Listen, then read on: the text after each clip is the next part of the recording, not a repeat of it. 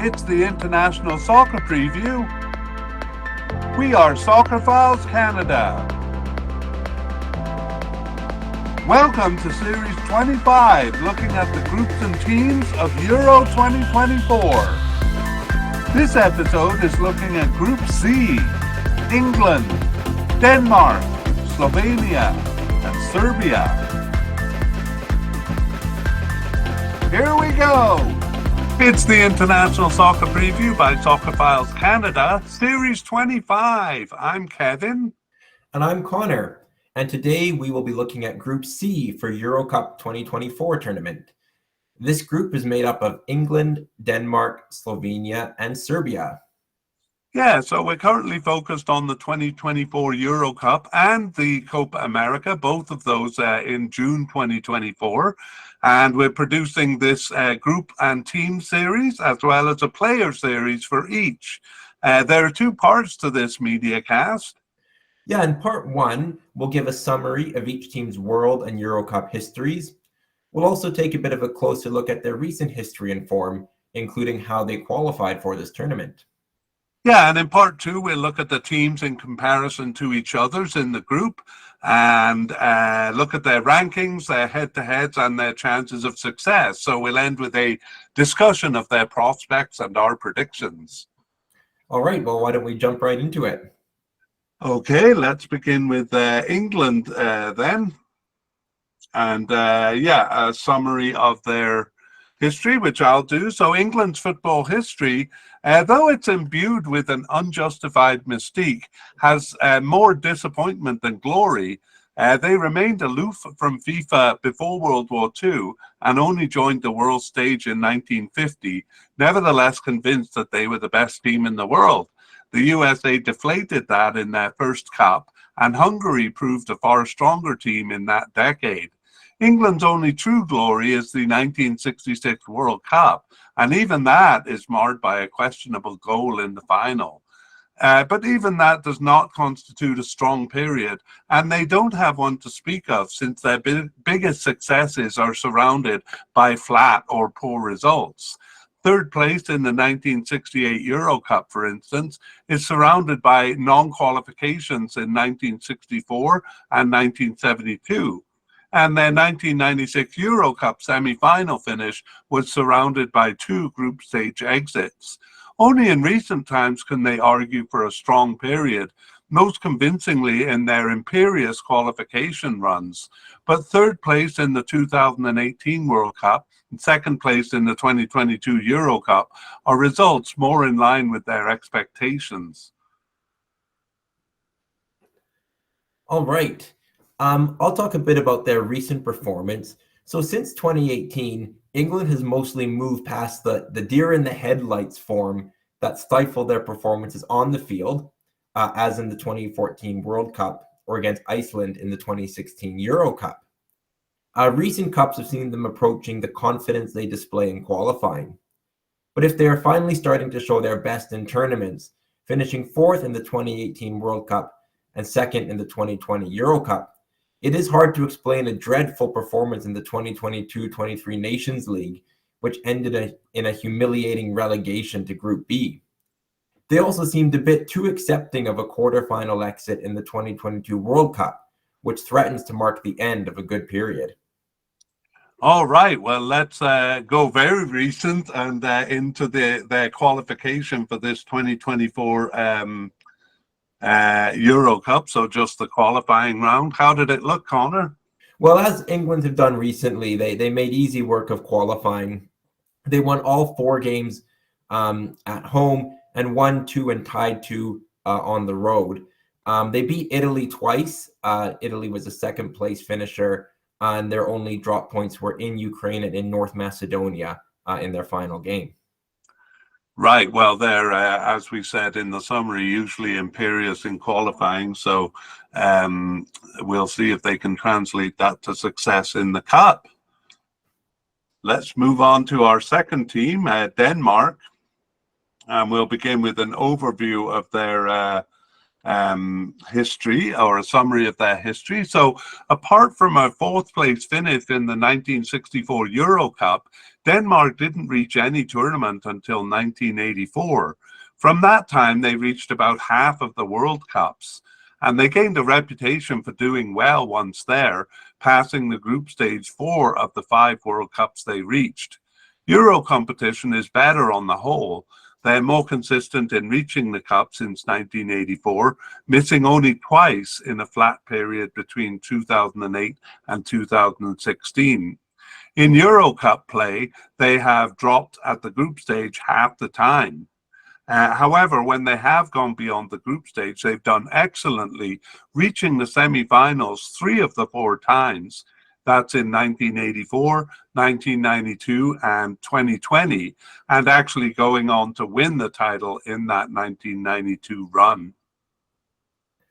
Yeah, in terms of recent performance, the flat period between 2008 and 2016 in Euro Cup play was reflected verbatim in 2006 to 2014 World Cup play. They came out of it with a round of 16 finish in the 2018 World Cup and a semi-final finish in the 2020 Euro Cup.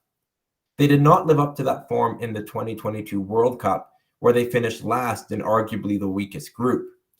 However, they did perform well in the 2022-23 Nations League A, where despite losing both legs to Croatia and finishing behind them, they won all their other games over France and Austria. All right, let's move on to their qualification for this Euro 2024 Cup. Yeah, they were in a pretty close group. The top 4 separated by just 4 points. Denmark had a perfect record at home, winning all 5 of their games, but had a few stumbles on the road, including a 3-2 loss in Kazakhstan, a tie with Slovenia, who they meet here, and then a loss in Northern Ireland in their final game. So overall, they finished with a 7-1-2 record. The exact record actually as Slovenia, but they finished first in the group based on head-to-head. Great. All right. Well, speaking of Slovenia, they are the 3rd team in this group, and we'll take a look at their history. In summary, so Slovenia was part of Yugoslavia until breaking off and participating as an independent nation from 1994.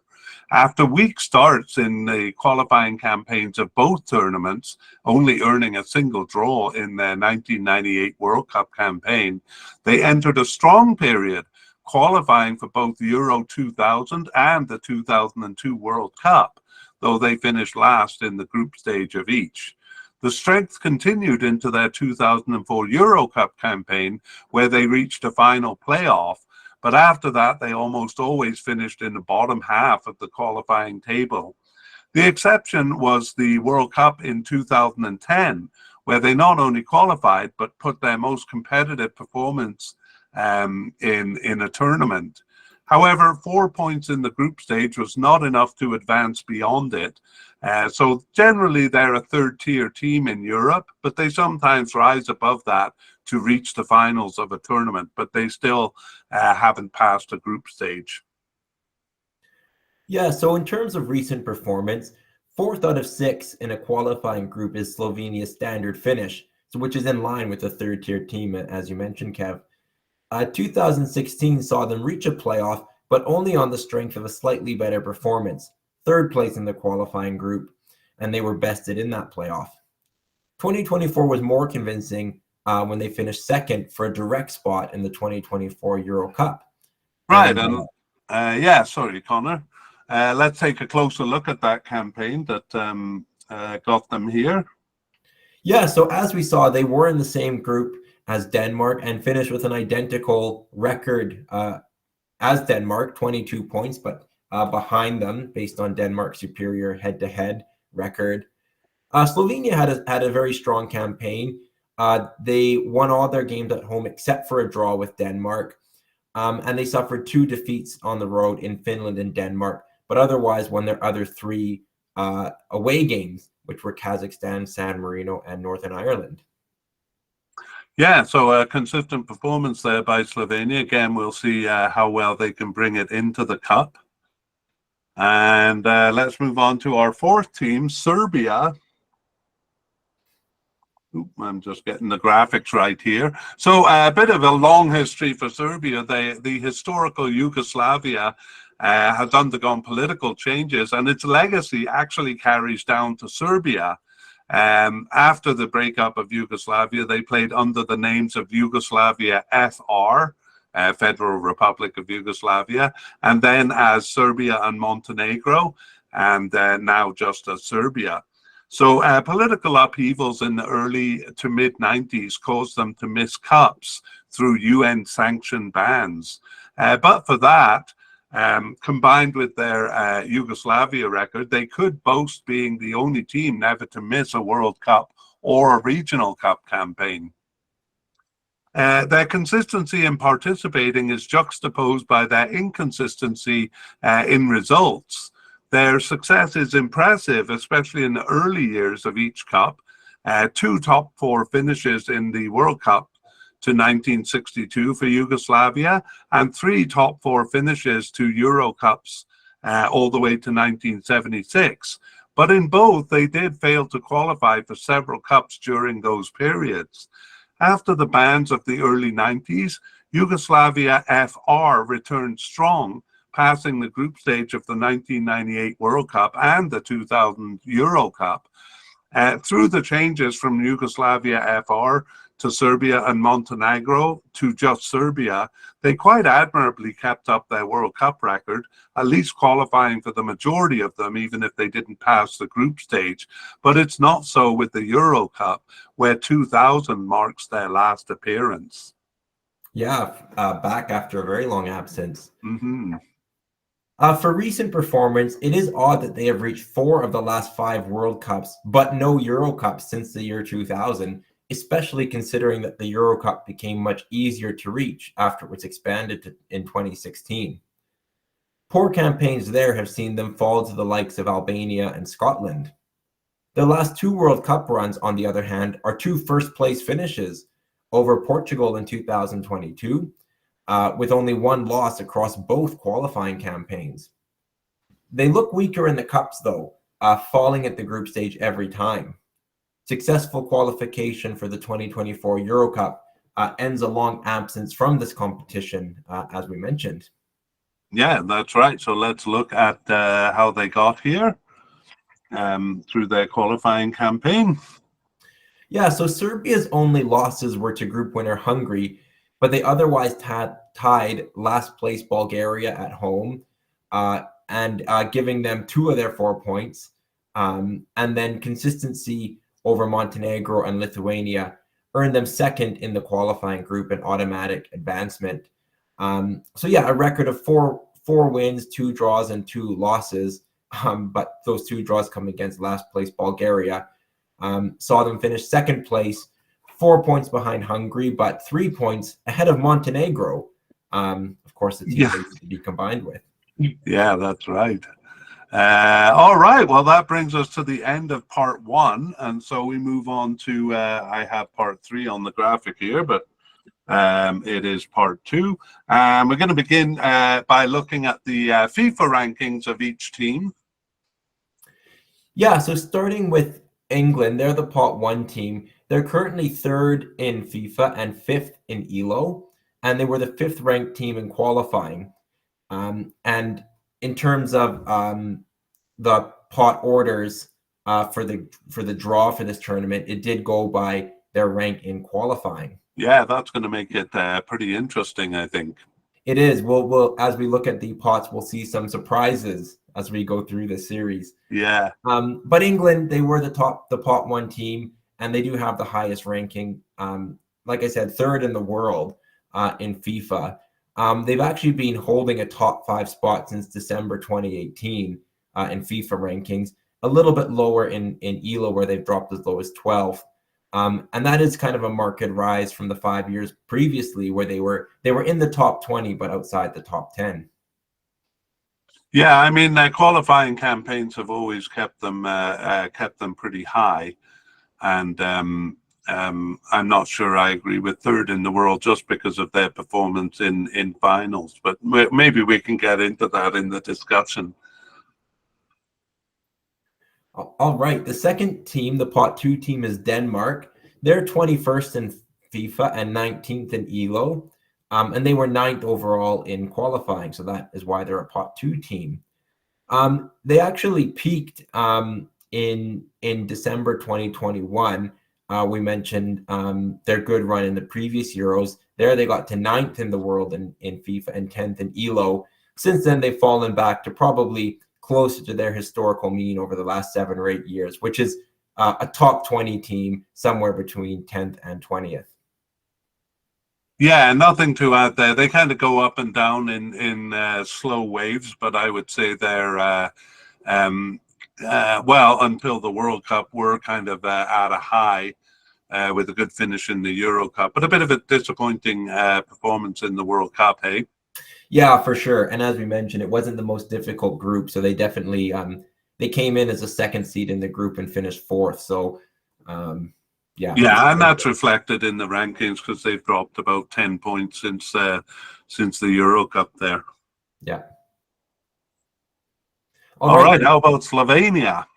Yeah, so they are 55th in FIFA and 38th in ELO, so a bit higher, but they were 15th in qualifying, so they're the lowest ranked team in the group. But the groups were not decided by rankings; they were decided by qualifying. So they are the pot 3 team. 54th and or 55th and 38th is a bit of a rise from where they have been, really based on the strength of their campaign. Their kind of historical average over the last several years has been around 60th in FIFA and similar in ELO. So a little bit of a rise, more dramatic in ELO actually, from where they have been historically, based on their qualifying campaign this time. Yeah, I mean, in the long run, they had a good period around the turn of the century there, and a slight rise in 2010, but generally have been around 60th for quite a while now. Yeah. Okay, let's go on to Serbia, but the pot 4 team. The pot 4 team, they were 19th in qualifying. They are 32nd in FIFA and 23rd in ELO, so again higher in ELO. And for Serbia, they've had their fluctuations, but they're kind of average again for where they've been the last couple of years. They've been as high as close to the top 20 in both systems. They've also been down to the 40s in FIFA, in 2016. So kind of 32nd, 23rd is a bit of an average for them. Yeah, and even though they're the main descendants of Yugoslavia, it actually seems like in terms of form, Croatia is kind of reproducing Yugoslavia's success more. Serbia have only reached the group stage of the World Cup, so not quite as strong as Yugoslavia was, but equally inconsistent. Yeah. Right. Okay. We'll probably talk about that more when we get to the discussion, but let's move on to the head-to-head records, beginning with England and Denmark. How have they fared? So England has a winning record overall. This is in World Cup and Euro qualifying and tournaments. England has won 6 games. They've tied twice, and Denmark has 1 win. All right, and their most important game was very recently in the 2020 Euro Cup semi-final, and England won that, but they needed extra time to do it. They also met in the round of 16 in the 2002 World Cup, and England won more convincingly there. So England with the upper hand all the way. Okay, sorry, we'll move on to England versus Slovenia. Yes, so England has a winning record, 4 wins from their 5 matches, tying once. Yeah, and their most important meeting was in the 2010 World Cup group stage. I think that was kind of reminiscent of England's flatness. They did win the game 1-0, but they've become a bit more vibrant since. But they did tie in 2018 World Cup qualifying. Yeah, the most recent time they met. Mm-hmm. Okay, England and Serbia. They actually haven't met. They don't have any competitive record. So, yeah, no wins apiece. Yeah, I mean, we could have looked back to England's record against Yugoslavia, but I don't think it's very indicative of of uh, of the situation because Serbia seems quite a bit weaker than Yugoslavia was. Yeah. So we move on to Denmark versus Slovenia. Yeah, they have 4 meetings. Denmark's won 3, and they've tied 1. Slovenia yet to beat Denmark. Right, and you mentioned in the histories there that they were in the same group for 2024 Euro Cup qualifying, and we saw it. So Denmark bested them there. They tied in Slovenia, but Denmark won at home. Next is Denmark versus Serbia. Yeah, they just have 2 meetings, and Denmark was winners both home and away. Yeah, and that was in 2016 Euro Cup qualifying, so not that long ago. And finally, we look at Slovenia versus Serbia, maybe the closest matchup in the group. Yeah, and their record shows that. They have 1 win apiece and 2 draws from their 4 meetings. Yeah, so we did include the 2022-23 Euro Nations League in that. I think we'll start including that in the head-to-head records. That's the most recent one, and actually Serbia got the better of them. Slovenia. Help me out, Connor. No, it was Serbia. Serbia with besting them with a win and a draw. Yes, that's right. Thank you very much. And Slovenia did best Serbia in 2012 World Cup qualifying. Okay, well, I went to the odds makers. Not that I'm much of a gambler, but I like to see what they're predicting for the tournament, and kind of interesting. Do you want to take us through that? Yeah, so this is the odds to win the tournament. England has a 23% chance. So last tournament's beaten finalists given pretty good odds, actually. Yeah. There's a big drop off after that. Denmark are given 2.8%, despite reaching the semifinals last time and almost reaching the final. Slovenia just a 0.4% chance, and Serbia 1.4%. So the other 3 not really likely at all. Yeah, I was hoping to find odds for for this group, for the outcome of this group, and I guess they'd be indicated there, but I wasn't able to find those. But I mean, definitely these odds suggest that England is favourite to win the group. Denmark twice as likely as Serbia, and Slovenia given little chance. Do you think that that would be similar odds or a similar ratio for the group? Yeah, I do. I do think in this case, maybe England not having such a huge edge over Denmark, because in any head-to-head meeting, that can change. But I think the structure is relatively the same. Okay, well, it looks like we're heading inexorably towards a discussion here. We can't keep our opinions hidden. But before we do that, we'll take a look at those pots, or sorry, the pots, because as you said, it's not based on their FIFA or even UEFA ranking overall. A pretty interesting change here in that they have the teams ranked according to how they performed in qualifying. Yeah, it's different. It produces some kind of outcomes we might not expect, but I like the principle of rewarding how teams do in qualifying. I like the merit of that. Yeah, I mean, do you think it's tossed up any weird things here? It has for sure. Just looking overall, we see that Albania is a pot 2 team, whereas Netherlands a pot 3 and Italy's pot 4. I think what you see is a potential for a bunch of big teams to meet at the group stage, which could be interesting for sure. Yeah. Yeah, in terms of this group, we've seen through the odds and the rankings that Slovenia, England and Denmark probably would be 1 on 2 on overall strength, but Serbia would probably be the pot 3 team normally, and Slovenia the pot 4 team. I'm supposing you see it the same way. Yeah, I do. What's interesting for Slovenia is that they had a very similar record, or an identical record, to Denmark, but it's just how it was I guess calculated. I'd have to maybe look into that a little bit more. But Serbia only won half their games. They got through as a second ranked team. So Yeah, not a hugely I was gonna impressive. point that out. Slovenia finished on points even with Denmark, and yet Denmark is ninth, Slovenia 15th. So I'm guessing it's just the fact that they finished in third place. Yeah, it looks like all the group winners are ranked in the top spots, and then they rank the runners up. Yeah, yeah. So actually, I forgot what my point was going to be, but okay. Well, let's get on to the discussion, and maybe we'll begin with the odds. There, you think England is not as strong as the odds makers suggest there?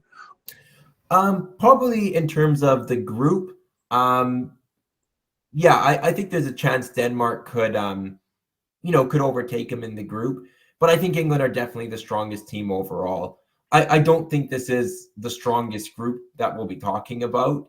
I think, even Slovenia is a pot three team. There could have been more difficult teams that they could have been drawn, and perhaps for Serbia as well. So I think it's a little bit open overall, but I do see England as the clear favorites to win the group. Yeah, I mean, we've said England are never as imperious in tournaments, or rarely. So, I mean, even in the tournaments where they've done well, I found against USA in the World Cup, that kind of flatness that they sometimes bring to the field was there too. I can't remember in 2020, but do you think they're I mean, what form do you think they're going to bring to the finals? Do you see any of those flat performances in the group stage? It's always possible, and we see teams grow into tournaments overall. So I think there's a chance England does that. I think, in terms of form, they beat Italy twice in qualifying. That will give them a boost.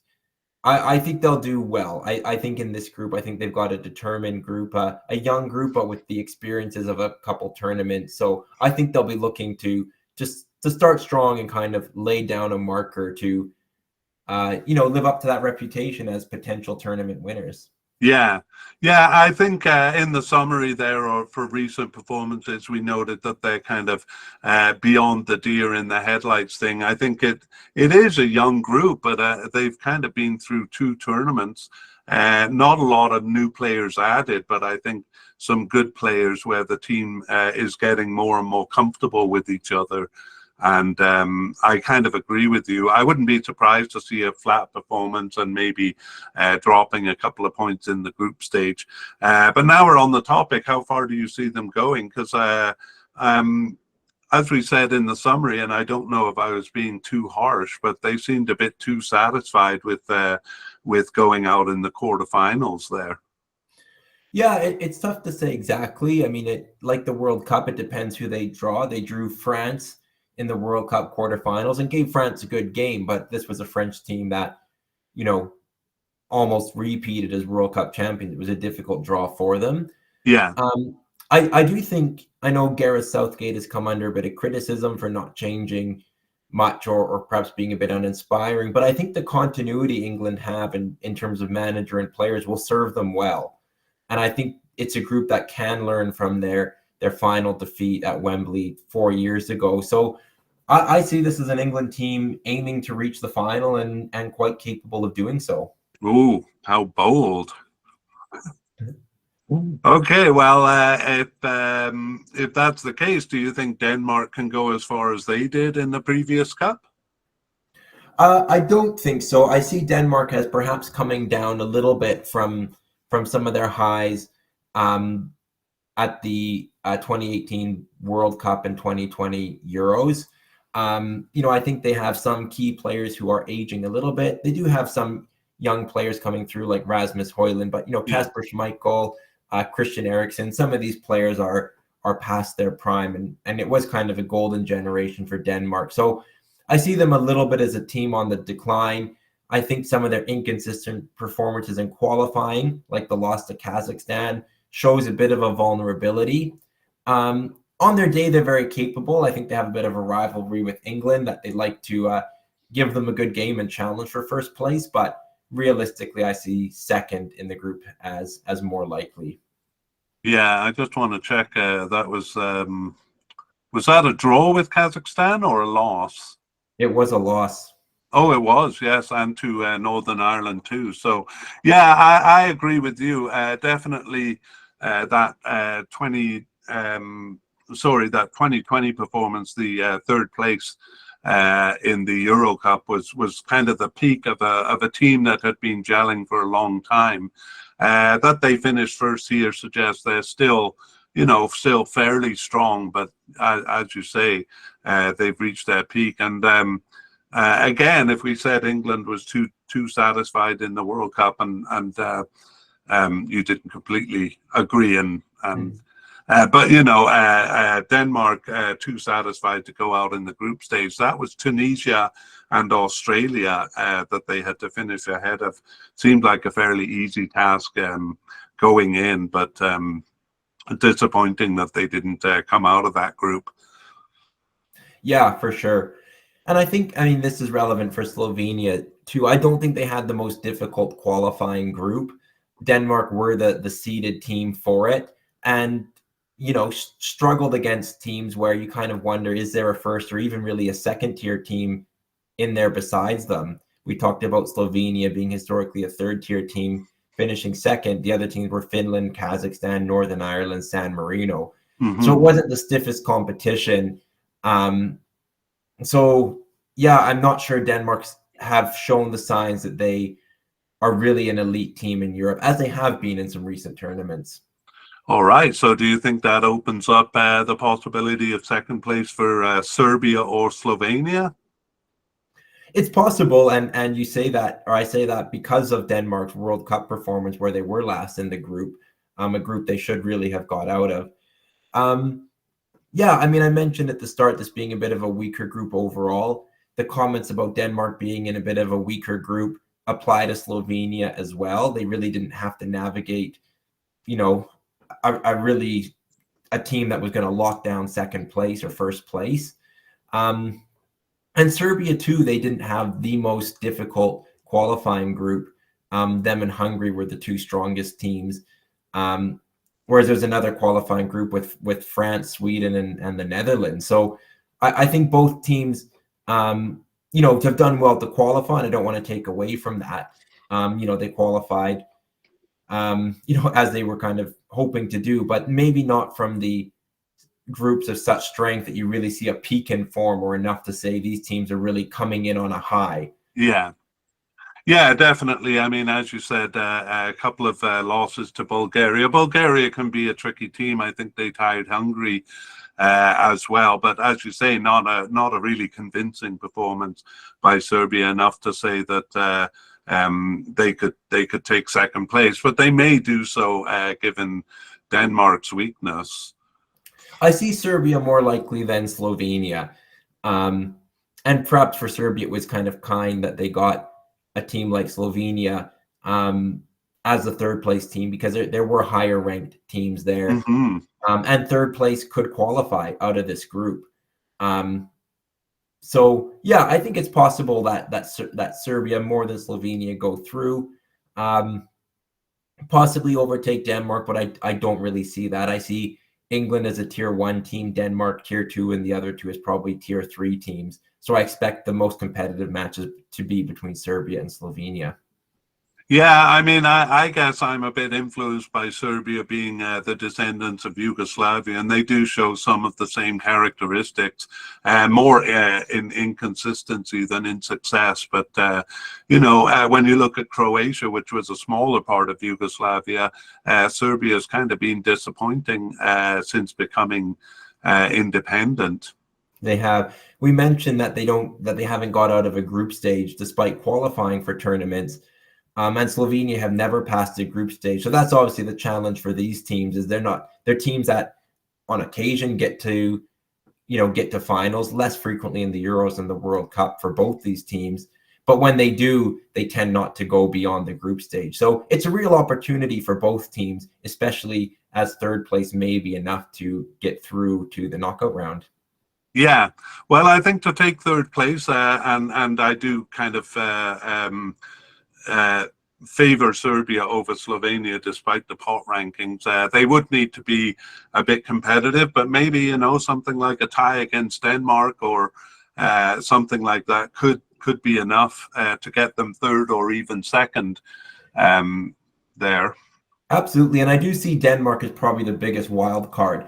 They could be great, or they could be really poor, or they could do exactly what perhaps they're expected to do and finish second. That's right. Okay, well, let's finish by making our predictions. And what do you think? 1, 2, 3, 4. I'm going to go kind of conventional. I'm going to say England, Denmark, Serbia, Slovenia. Right. So that's the ranking order rather than the pot order. Correct. And I'm with you on that. I do think there's room for upset here because I think all three of them can be inconsistent for better or for worse. Denmark, Serbia, and Slovenia. I don't really see England being inconsistent. They may kind of drop a tie, but I don't think that would worry them too much, nor would it keep them out of first place. So me too, England, Denmark, Serbia, and Slovenia. All right. Okay, anything to add? No, look forward to this group and seeing how these teams get on. All right, well, we'll sign off here. On the graphics for YouTube watchers, you can see our handles there. We're at youtube.com/soccerfiles. And for the podcast listeners, you can check soccerfiles.captivate.fm. And if you're not sure how to spell those, they'll be in the show notes. So good luck, and we'll see you again for Group B. You bet. See you then. We would like to thank Mike Kripak, Make Sound Music, and Pixabay for the wonderful background music called Dance 90s accompanying this media cast.